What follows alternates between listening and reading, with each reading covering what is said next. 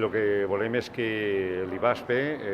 i la seva escola de formació, que tenen molt qualificada, puguen unificar, si cal més, les seues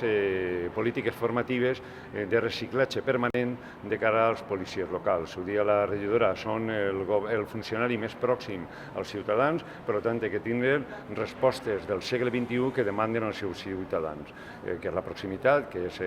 la conciliació en determinats aspectes que se produeixen en la via pública en el dia a dia. El cos de bombers, saben vostè, que és un altre cos prestigiat, però que requereix tindre una arquitectura legislativa que doni resposta a les demandes que necessiten els consorcis provincials i els llocs on tenen cos propi de bomber, com és l'Ajuntament de València. Són plantilles que necessiten la seva modificació per la seva edat i que necessiten respostes en les oposicions que estiguen homologades, ho estan, però cal que tinguem una mesa de treball. I l'altre aspecte que hem abordat, que també ha dit la regidora, són els aspectes que sofrim els ciutadans en el dia a dia, que són el règim, l'acció per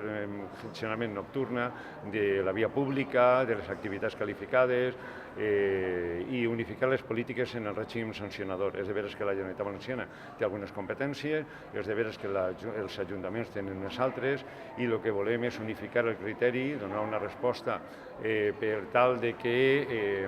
els ajuntaments tinguin instruments valuosos per a aquell que té una